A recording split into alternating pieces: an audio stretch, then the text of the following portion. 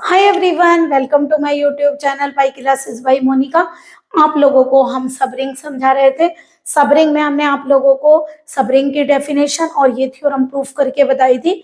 But आज हमने ये थ्योरम इसलिए लिखी है क्योंकि हम आप लोगों को एक मोस्ट इंपॉर्टेंट थ्योरम करवा रहे हैं जिसमें आप लोगों को डेफिनेशन और इस थ्योरम की भी नीड होगी।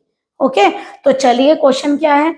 सबसे पहले देखिए सबरिंग होती क्या है। थ्योरम आपको बाद में बताते हैं, पहले एक बार फिर से एक्सप्लेन कर देते हैं कि सब रिंग क्या है। देखिए, आपने कोई रिंग लिया, उसका कोई सबसेट लीजिए, अगर वो सबसेट रिंग की सारी कंडीशंस को सेटिस्फाई करता है then it is this subset of ring is called a sub ring. Okay, तो हमने एक एग्जांपल भी दिया कि इवन इंटीजर का अगर आप सेट लें, अगर रिंग ले ली आपने किसकी, इंटीजर्स की, उसमें से आप लोगों ने एक सबसेट लिया कौन सा, इवन इंटीजर का, तो वो सब रिंग बनाएगा क्योंकि वो रिंग की सारी प्रॉपर्टीज को फॉलो करेगा। ओके, हम यहाँ पर क्या करते हैं, ए नॉन एम्प्टी सबसेट, लेकिन एक बात ध्यान रखिएगा, इंटीजर के सेट में जब आप इवन इंटीजर लेंगे तो जीरो को इंक्लूड करेंगे। Okay, a non empty subset S of R is a sub ring of are. असल में क्या है कि आप लोग जो सबरिंग प्रूफ कर रहे हैं उसमें आप लोग क्या बोल रहे हैं कि सबरिंग की सारी प्रॉपर्टी, सबरिंग कब बनेगा, जब वो रिंग की सारी प्रॉपर्टीज को फॉलो करेगा। तो हमने क्या किया, इसका एक शॉर्ट ट्रिक ली और शॉर्ट ट्रिक के अकॉर्डिंग अगर हम ये केवल दो कंडीशन प्रूफ कर देते हैं तो ये प्रूफ हो जाता है कि वो जो सबसेट होगा आर का वो सबरिंग होगा। तो हमें सारी प्रॉपर्टीज नहीं प्रूफ करनी पड़ेंगी।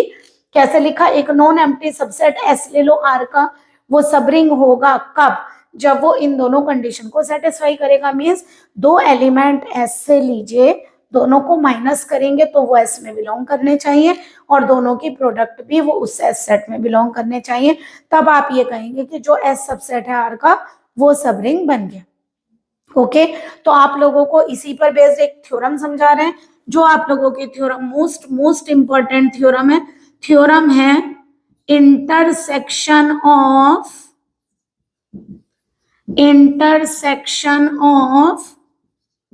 two subrings is always a subring, यानी दो सबरिंग का इंटरसेक्शन हमेशा एक सबरिंग आता है। ओके, तो सबसे पहले देखिए क्वेश्चन में देखिए आप लोगों को क्या चाहिए, इंटरसेक्शन ऑफ टू सबरिंग्स का आना इज ऑलवेज ए सबरिंग। तो हमें क्या करना पड़ेगा, सबसे पहले एक रिंग लीजिए, let R be any, let R be a ring लिख लीजिए, let R be a ring and S1 and S2 be the two subrings of a ring R। ठीक है, हमने क्या कहा, R कोई रिंग है, S1 S2 उसकी दो सब रिंग है, तो हमें प्रूफ करके दिखाना है S1 इंटरसेक्शन S2 भी सब रिंग होगा। ओके, तो हमें क्या बताया आप लोगों को, हमें क्या शो करना है, to show that S1 intersection S2 is a sub ring of R। हमें प्रूफ करना है कि इंटरसेक्शन बेस का सब रिंग होगा। अब बताइए जरा, S1 और S2 दोनों सब रिंग है, अगर S1 और S2 दोनों सब रिंग है इसका मतलब क्या हुआ, रिंग की सारी प्रॉपर्टी फॉलो करेंगे इस डेफिनेशन के अकॉर्डिंग। तो यहां पर क्या बोलेंगे, हियर बताइए जीरो S1 में होगा, क्यों, क्योंकि आइडेंटिटी तीनों की सेम होगी, जो S1 की होगी S2 की होगी और जो R की होगी, कौन सी एडिटिव आइडेंटिटी, और जीरो S2 में भी होगा, इम्प्लाई इसका मतलब जीरो S1 इंटरसेक्शन S2 में भी होगा। हेंस इसका मतलब हम क्या बोल सकते हैं, S1 intersection S2 is not equal to 5। लेकिन क्यों, क्योंकि आप जब भी बोलते हैं जैसे सबरिंग प्रूफ करना नॉन एम्प्टी सबसेट बोलते हैं, तो पहले हमने प्रूफ कर दिया कि S1 intersection S2 non empty है। क्यों, अगर जीरो S1 में जीरो S2 में तो जीरो S1 इंटरसेक्शन S2 में होगा, क्योंकि इसकी क्या है, एडिटिव आइडेंटिटी, और एडिटिव आइडेंटिटी दोनों सब रिंग की और रिंग की वही होंगी जो रिंग की। ओके, तो यानी हमने प्रूफ किया S1 इंटरसेक्शन S2 नॉट 5 है, यानी कि एम्प्टी नहीं है। चलिए अब सबसे पहले प्रूफ करने के लिए कि सब रिंग है, इसके दो एलिमेंट कंसीडर करने पड़ेंगे।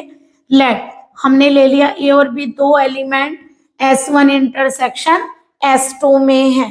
आप जरा बताइए, अगर S1 इंटरसेक्शन S2 में होगा तो जो इंटरसेक्शन में होगा वो दोनों में होगा, इसका मतलब A S1 में भी होगा और A S2 में भी होगा।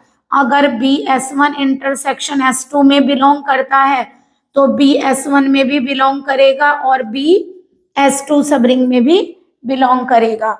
ओके, अगर कोई एलिमेंट इंटरसेक्शन में बिलोंग करता है तो वो दोनों में बिलोंग करेगा, यानी अगर A S1 इंटरसेक्शन S2 में बिलोंग करेगा तो A S1 में भी होगा, S2 में भी। इसी तरह B S1 इंटरसेक्शन S2 में बिलोंग कर रहा है तो B S1 में भी होगा और B S2 में भी होगा। बताइए क्या गिवन है? गिवन है S1 is a sub ring of R। अब बताइए जरा, देखिए थ्योरम यूज होगी। अगर S कोई सब रिंग है तो A माइनस बी S में होगा और A भी S में होगा। कब? जब ये सब रिंग है। आपने क्या कहा? S1 is a sub ring of R, तो हमें इसके दो एलिमेंट चाहिए, दोनों को माइनस करके भी S में और दोनों को मल्टीप्लाई करके भी S में। और हम किस में लिखेंगे? S1 में, क्योंकि हमने किसको सब रिंग माना है? S1 को। और ये रहे S1 के दो एलिमेंट A और B। तो यहां लिखेंगे if A comma B belong to S1 implies A minus B belong to S1 and AB belong to S1, दोनों बिलोंग करेंगे। इसी तरह क्या गिवन है? S2 is a सब रिंग ऑफ R। S2 भी सब रिंग है ना, तो उसमें भी दो एलिमेंट, यहाँ पे देखिए A और B दो एलिमेंट S2 के हैं।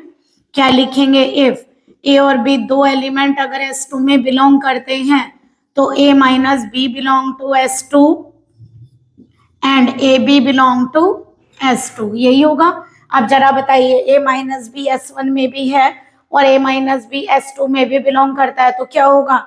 इंटरसेक्शन में भी करेगा। AB S1 में बिलोंग करता है, AB S2 में बिलोंग करता है तो इंटरसेक्शन में भी करेगा। तो क्या लिखेंगे? From equation 1 and equation 2 A minus B belong to S1, A minus B belong to S2 implies A minus B belong to S1 intersection S2, AB belong to S1, AB belong to S2 implies AB belong to S1 intersection S2। अब बताइए, मुझे S1 intersection S2 को ही तो proof करना है कि वो सब रिंग है, तो दो एलिमेंट S1 इंटरसेक्शन S2 में बिलोंग करेंगे और दोनों कंडीशन सेटिस्फाई करेंगे जो हमने करा दी। तो क्या प्रूफ हो गया? Hence A B belong to S1 intersection S2, then क्या प्रूफ कर दिया हमने? A minus B belong to S1 intersection S2 and AB belong to S1 intersection S2, तो दोनों कंडीशन हमने प्रूफ कर दी। हेंस इसका मतलब क्या हुआ? प्रूफ हो गया ना। Therefore S1 intersection S2 is a sub ring of R।